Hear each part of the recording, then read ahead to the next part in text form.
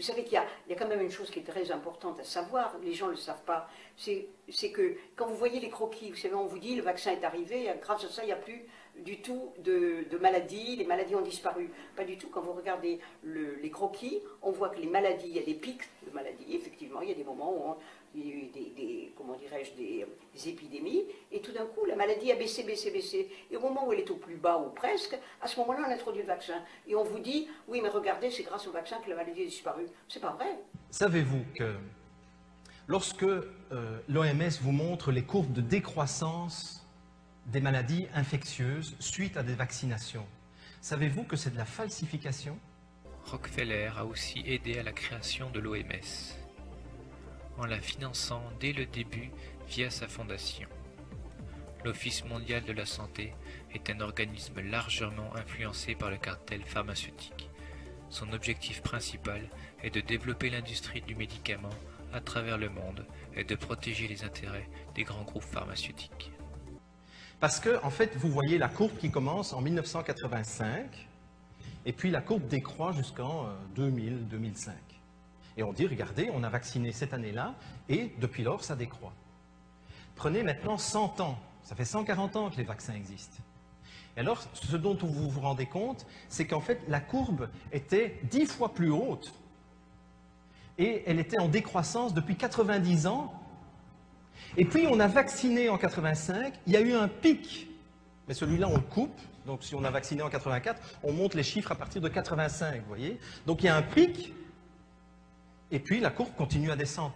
Mais en plus, jamais, jamais, jamais, aucun vaccin n'a apporté quoi que ce soit en termes de santé publique, sauf les maladies. Et c'est complètement contre ça que je me bats. La maladie n'a pas disparu grâce au vaccin. Et les laboratoires font, pour en revenir à la santé, effectivement, les laboratoires font une publicité énorme pour arriver à gagner beaucoup d'argent, font une pression énorme, et justement on parlait de conditionnement, et ça c'est très important, on est conditionné par la peur. J'aurais écouté la télé il y a depuis 2 ans, je me serais fait vacciner 45 fois, grippe A, grippe X, grippe H1N1, des milliards de morts. Je vous rappelle que c'était sur vos chaînes. C'est un autre procès. Oui, mais c'était sur vos chaînes que vous l'annonciez, je suis désolé. Les gens, et c'était seulement sur Internet, qu'il y avait l'affichage du CV de Bachelot qui a fait un phénomène de revolving doors entre les lobbies pharmaceutiques et les postes ministériels. C'est-à-dire qu'ils travaillent 2 ans à tel poste et qu'ils reviennent et qu'ils se donnent des petits coups de pouce entre eux. Et ça, je crois que c'est la seule chose, s'il y avait un vaccin qui était utile sur la Terre, ce serait un vaccin contre la peur. Moi, j'ai par exemple un blog, et j'ai la personne qui le tient très gentiment m'a dit un jour, j'ai des amis qui me disent, je ne vais pas aller sur le blog de Sylvie Simon, parce que j'ai peur d'avoir peur. Alors, vous vous rendez compte, il y a des gens qui ont peur et qui préfèrent ne pas connaître la vérité. Et ça, je crois que c'est les 9/10 de l'humanité, parce que ça leur ficherait tout leur paradigme en l'air. Il faudrait changer de façon de voir les choses.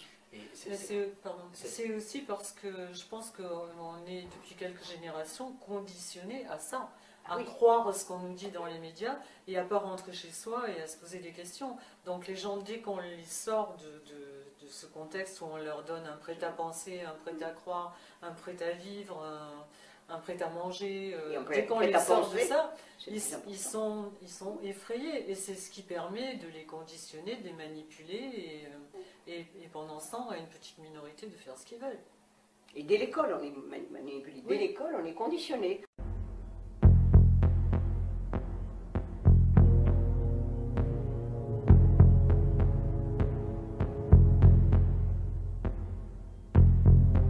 Il n'a jamais été utile, il n'y a aucune preuve que le vaccin soit bon, et du reste ça a été écrit par les plus grands virologues de la Terre en disant que la vaccination était un principe complètement ridicule, et particulièrement la vaccination contre la grippe.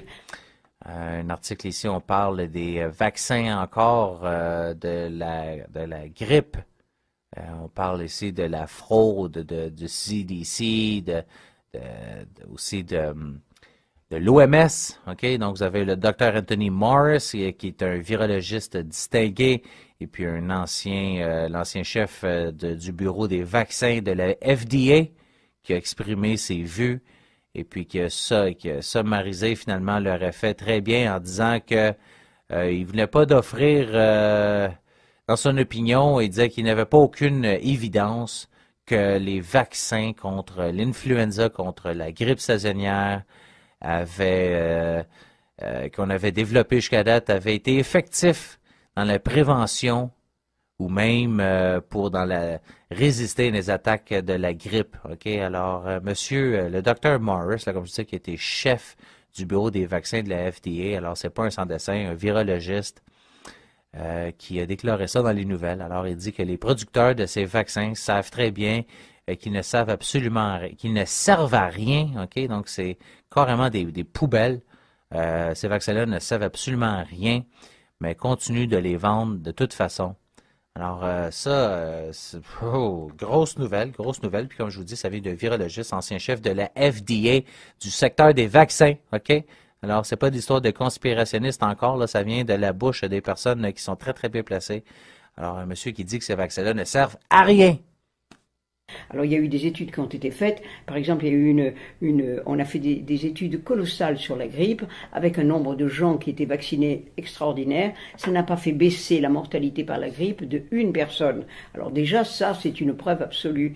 Et alors il y a une chose qu'on a retrouvée il n'y a pas très longtemps, on nous a crié sur les toits que grâce à la grippe, il y avait la moitié des décès des gens âgés qui étaient évités. Ça n'est pas vrai parce qu'il y a eu des études américaines qui ont été faites par une équipe assez remarquable qui a étudié ça pendant très très longtemps et qui n'a fait que confirmer ce qui avait déjà été vu. C'est-à-dire que quand on nous dit qu'il y a 50% des gens âgés qui sont épargnés de la mort par la grippe, quand on fait le calcul des gens âgés qui meurent, il n'y en a que 5% qui meurent de la grippe. Comment est-ce qu'on peut dire qu'il y a 50% des gens qui sont épargnés de la mort par la grippe, étant donné qu'il n'y a que 5% qui meurent de la grippe? Il suffit, on n'a pas besoin d'avoir fait des études de médecine, il suffit d'avoir du bon sens. Mais je crois que le bon sens, il a déserté la planète, hein, ça on est bien d'accord. Je vois des professeurs de médecine qui osent dire encore maintenant que la variole a été éradiquée par les vaccinations. Or l'OMS a dit que c'était pas la vaccination qu'il avait. L'OMS l'a écrit. Eh bien, malgré l'OMS, et Dieu sait que je n'ai pas une grande confiance en l'OMS, mais quand elle dit des choses en défaveur des vaccinations, elle ne peut pas mentir. Peut-être se demander qu'est-ce que ça cache. Oui, qu'est-ce que ça cache? Eh bien, ils ont eux-mêmes dit que ce n'était pas la vaccination qui avait éradiqué la grippe. Et il y a encore des professeurs de médecine qui vous disent c'est grâce à la vaccination qu'on a éradiqué la variole. Ça n'est pas vrai. Et un jour, je me suis trouvée à la télévision avec un grand professeur de médecine, parce que je ne connais pas des petits professeurs, je voudrais en rencontrer un jour, mais je ne l'ai jamais rencontré. Ils sont tous des grands professeurs. Et qui m'a dit, mais vous vous rendez pas compte, les maladies les plus graves ont disparu grâce à la vaccination. La preuve, c'est qu'il n'y a plus de peste, il n'y a plus de choléra. Et quand le journaliste m'a interviewé, je dis, je suis d'accord avec le professeur Intel, il a commencé à faire un grand sourire en disant, ah, ah. Et je dis, oui, mais ce que vous n'avez pas ajouté, c'est qu'il n'y a jamais eu de vaccin contre ces maladies, elles ont disparu toutes seules. Alors il a perdu un peu ses moyens, il a commencé à bégayer, puis il a dit, c'est pas ce que je voulais dire. Je lui ai dit, écoutez, c'est ce que vous venez de dire devant 3 millions de personnes. Quelques amis m'ont dit, oui, mais moi, tu comprends, j'ai déjà une santé fragile, donc comme j'ai une santé fragile, il faut absolument que je me fasse vacciner, parce que si moi, j'attrape la grippe, je vais en mourir. Mais je veux dire, c'est terrible, parce que c'est justement pire. Plus ils sont vaccinés, plus ils sont malades. Ça, il y a des études qui ont été faites. Il y a une étude qui est très importante sur tous les vaccins de la Terre, qui est l'étude de l'Institut Koch en Allemagne, qui a prouvé que ils ont fait ça pour voir si les enfants vaccinés étaient en meilleur état ou en plus mauvais état que les enfants non vaccinés. Et ils ont constaté que les enfants vaccinés étaient en bien meilleur état, en bien pire état, pardon, que les enfants non vaccinés. Gehen wir gleich mit in die Tatsachen rein. Du hast Sachen ausgewertet, die du vom Robert-Koch-Institut bekommen hast. Ja. Was ist das Robert-Koch-Institut? Das ist die oberste deutsche Gesundheitsbehörde, die sich mit Infektionskrankheiten beschäftigt. Mhm. Und am besten nimmst du jetzt mal die Zeit, um vorzustellen, was du da gemacht hast. Das Robert-Koch-Institut hat 3 Jahre lang in Deutschland 18.000 Kinder und Jugendliche befragt. Das waren sehr aufwendige Befragungen und Untersuchungen, sodass am Ende von jedem Kind ungefähr 1500 Werte vorlagen, also Antworten auf Fragen oder eben auch Untersuchungen von Blut oder Urin. Das heißt, man wollte in dieser Studie eine umfassende Aussage bekommen über die Gesundheit der deutschen Kinder. Mhm. Man hat die Kinder repräsentativ ausgewählt, das heißt, diese Stichprobenstudie spiegelt den Zustand der deutschen Kinder allgemein wider. Mhm. 20 Jahre lang hast du dich Man darf also die gewonnenen Daten hochrechnen und bekommt damit allgemeingültige Aussagen für die deutschen Kinder. Die Studie ist, Entschuldigung, die Studie ist also groß genug angelegt, dass man sagen kann, sie ist zuverlässig, dass man hochrechnen kann und allgemeingültige Rückschlüsse ziehen kann. Gut.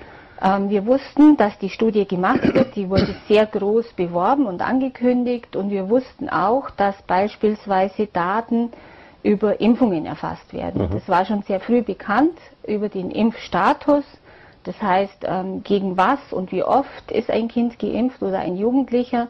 Also in die Studie wurden Kinder und Jugendliche zwischen 0 und 17 Jahren einbezogen. Dann einen Zusammenhang hergestellt zwischen Impfung und Gesundheitszustand und verglichen, wie gesund sind Geimpfte und wie gesund sind ungeimpfte Kinder. Und da gab es dann doch ziemlich große Unterschiede. Da gab es große Unterschiede und zwar mehr, als wir je erwartet hätten. Ja. Ich habe das Ganze also in Folien, jetzt muss ich mal schauen. Das ist jetzt, sind Zusammenhänge zwischen Impfungen und Allergien. Die hellgrauen Säulen stellen die Ungeimpften dar und die dunkelgrauen die geimpften Kinder. Das erste Säulenpaar, da geht es um Heuschnupfen, beim zweiten Säulenpaar um Neurodermitis und beim dritten Säulenpaar um eine Nickelallergie. Und man sieht also, dass in allen drei Bereichen die ungeimpften Kinder wesentlich gesünder sind als die Geimpften.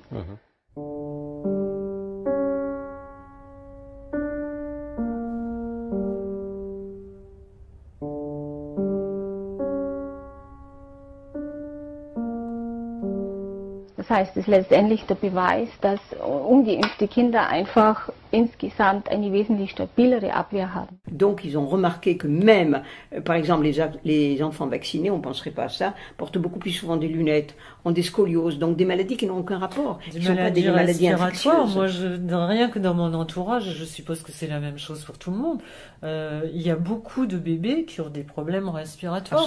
Alors effectivement, dans ma famille, enfin dans les gens autour de moi, on les amène un jour à l'hôpital, ils restent 3 jours à l'hôpital en observation, ils ressortent, on ne sait pas ce qu'ils ont. On ne sait pas ce qu'ils ont eu, ça a passé, bon.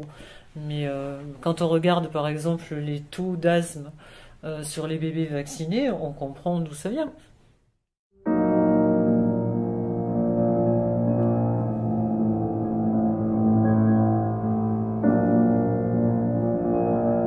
Pasteur était un remarquable, il avait une qualité, c'est qu'il savait très bien se vendre. Et il a raconté un tas de choses, il y a eu des preuves de ses mensonges. Et même quand vous voyez que le vaccin de la rage a été inventé par Pasteur, ça n'est pas vrai. Le vaccin de la rage a été inventé par un pharmacien de Toulouse. Et quand vous voyez le dictionnaire, on le voit là. C'est pas lui qui l'a inventé. Donc, Pasteur a menti tout au long de sa vie. Il a menti sur le petit Meister dont on dit qu'il a été sauvé de la rage. Il y a d'autres enfants qui ont été mordus en même temps que lui. Ils sont pas morts de la rage. Ils n'ont pas été vaccinés. Alors, pourquoi est-ce qu'on a pris ce petit Meister? On ne sait même pas s'il avait la rage. On ne sait même pas si l'enfant était, si le chien était enragé. Donc on nous raconte n'importe quoi. On avale tout. Vraiment, c'est... Du reste, il y a eu un professeur qui s'appelait le professeur Peter, qui était vraiment un type remarquable, un très très grand savant, qui a dit « Monsieur Pasteur ne guérit pas de la rage, il la donne ». Il l'a dit devant tout un aéropage de gens et tout le monde l'a écouté à l'époque. Depuis, on a oublié tout ça. Pasteur est devenu... Il y a eu un film sur Pasteur qui était une honte, ce qu'on a raconté sur Pasteur. C'est un personnage complètement mythologique qui n'a aucun rapport avec le véritable Pasteur. Dans le secret de son laboratoire, en se penchant sur l'infiniment petit, Louis Pasteur va découvrir le pouvoir destructeur des microbes et mettre au point des pièges pour cerner ces tueurs en série d'autant plus redoutables qu'ils sont invisibles. Et la rage? Ah, la rage, je n'ai pas encore réussi à la voir. Elle doit être trop petite ou alors mes yeux sont trop vieux. Mais je connais assez bien les petits grands méchants pour savoir que la rage est l'un d'entre eux. 15 jours. Si dans 15 jours Joseph est encore en vie, la preuve sera faite que le vaccin est efficace. Comme un démon, elle s'empare des corps et les possède jusqu'à la folie. En percer le mystère, c'était vaincre une malédiction. Terrasser les croyances avec pour seule arme la science, cette conquête allait être l'aboutissement de longues années de recherche d'un homme qui allait révolutionner la compréhension de la maladie. Pasteur, tout le monde sait que c'était un imposteur, on le sait. Et même, souvent, j'en ai parlé à des gens qui étaient à l'Institut Pasteur, qui m'ont dit, mais tout le monde le sait. J'ai dit, attendez, vous, chercheur à Pasteur, vous le savez, mais la population ne le sait pas. On trouve des il photos doit de avoir un Pasteur super partout. attaché de presse et il a trouvé des sponsors. C'est toujours pareil. Il y a même eu une émission de télévision qui était très drôle, qui était sur Pasteur, enfin, qui était sur l'homme le plus important, je sais plus si c'était l'homme le plus célèbre ou le plus important sur la Terre, et Axel Kahn a osé dire, c'était Pasteur, parce que si Pasteur n'avait pas existé, vous ne seriez pas né, l'abbé Pierre serait peut-être pas né, le général de Gaulle serait pas né. Et à ce moment-là, il a dit du reste, c'est Pasteur, ce qui prouve bien qu'on ne prête qu'aux riches, c'est Pasteur du reste qui a découvert que quand les chirurgiens se lavaient les mains pour les enfants, c'était grâce à ça, il y a des enfants qui sont nés qui ne sont pas morts de la fièvre puerpérale. Or c'est pas lui, c'est un scientifique, je sais plus ce qu'il était, hongrois, qui s'appelait Semmelweis, et c'est lui qui a découvert qu'il fallait se laver les mains. Du reste, on a tout fait pour l'enterrer, on a infecté les couches des femmes pour montrer qu'il se trompait, etc., etc. Et monsieur Axel Kahn, qui est un homme théoriquement cultivé, a osé dire c'est Pasteur qui a inventé ça. C'est pas Pasteur, c'est Semmelweis. Et ça a été, tout le monde en a parlé, dans les gens qui sont au courant de ces choses-là. Et les gens ont avalé, ont dit ah oui, effectivement, Pasteur a même fait ça. Quelle merveille, c'est extraordinaire ce bonhomme. C'était vraiment. Allez, vas-y, dis-le. Hein? T'as failli le dire. J'allais dire ça. Et oui, bon, enfin, c'était un type non recommandable. Non recommandable.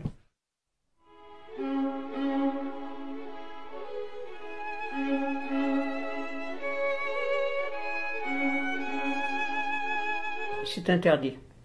On essaie, il y a des gens qui essaient de le rétablir, hein, avec beaucoup de mal, mais qui essaient quand même de le faire, parce qu'il y a quand même eu des petites poussées. Les Français sont quand même les pires, il faut le répéter, on le répétera jamais assez. On est les pires parce qu'on est au pays de Pasteur, au pays de Descartes et tout ça, donc nous, on marche, on est des perroquets, on est uniquement des perroquets.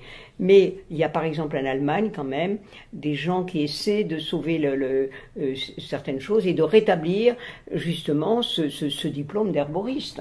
Parce que maintenant, les gens ne savent plus. Parce qu'un pharmacien n'est plus non plus un pharmacien, c'est un vendeur de médicaments. Le médecin est un ordonnateur de médicaments. Et je ne vois pas pourquoi on fait des années d'études pour sortir d'une boîte un produit sur lequel il y a écrit contre telle et telle douleur. Bon, de toute façon, on ne soigne pas les maladies, on ne soigne que les manifestations des maladies. Si aller dans une pharmacie demander de l'huile de ricin pour un gamin, c'est à mourir de rire. Le regard auquel vous avez droit.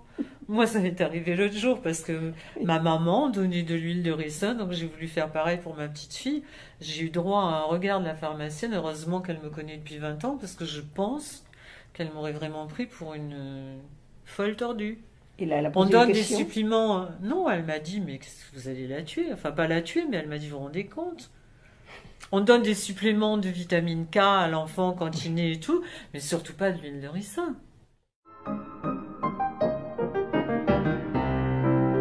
Il y a deux mots qui me sont venus. C'est le mot ignorance et la complexité.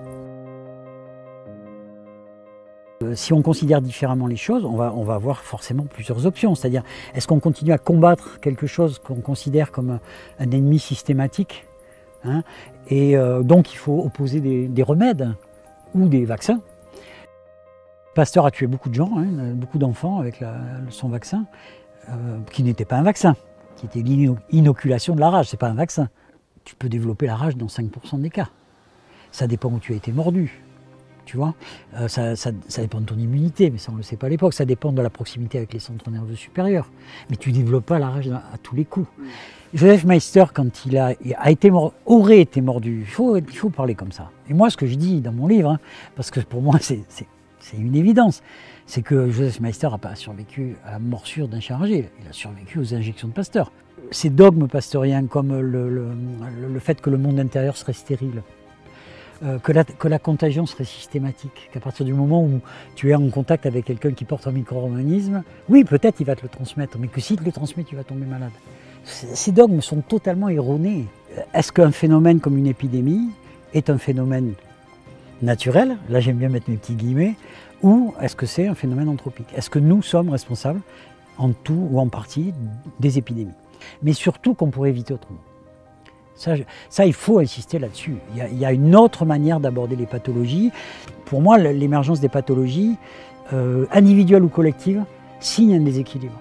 Arrêtez votre délire, on est composé de microbes. Les microbes sont les constructeurs de ce monde. C'est-à-dire c'est eux qui ont fait qu'on vit dans cette atmosphère-là. En fait, ils sont à l'origine de l'émergence de tout le reste du vivant. Et ils maintiennent ce vivant. Il n'y aurait pas d'arbres s'il n'y avait pas de symbiose avec des microbes. Nous, si on n'avait pas nos flores intestinales, on n'existerait pas. C'est énorme de développer ça parce que c'est la remise en question totale du dogme pasteurien. On a des systèmes intérieurs, le fameux système immunitaire qui sait dialoguer avec le monde microbien.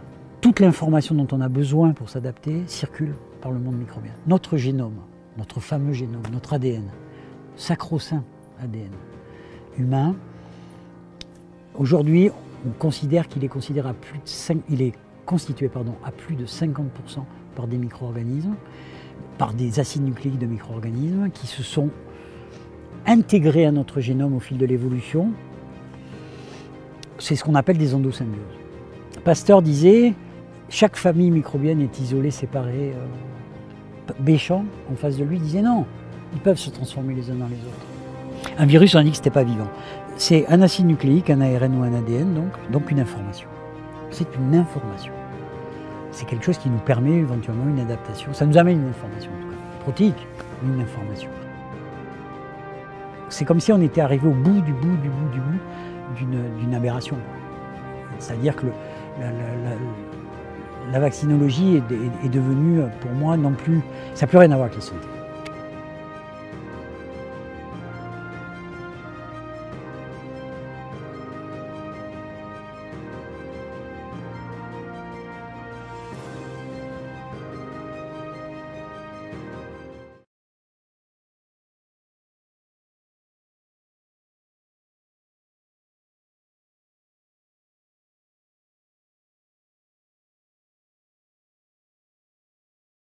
Je vais vous dire une chose très simple. La grippe porcine, je m'en fous, c'est une farce élémentaire. Quant au vaccin, quel qu'il soit, ils sont tous dangereux.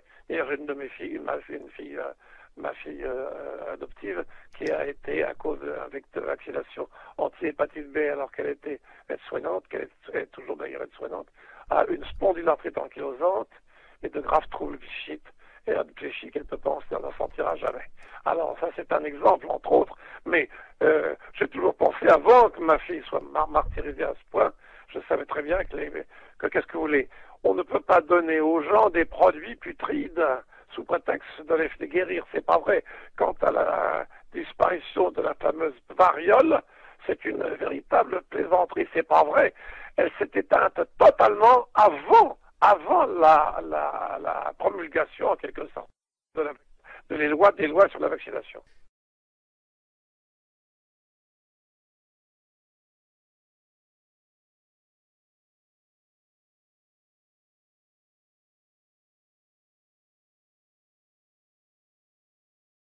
Ils ne seront pas malades, non seulement ils seront pas malades, non seulement ça ne peut pas les protéger, mais en plus ils peuvent avoir des maladies très graves. Ma fille encore n'a pas une maladie mortelle, parce que la moitié de l'association qui la défend, ils ont une maladie encore plus grave, qui est la sclérose en plaques, qui est mortelle. La moitié, sur 450 malades, il y en a la moitié qui ont la sclérose en plaques, vous vous rendez compte, à cause du vaccin anti-hépatite B.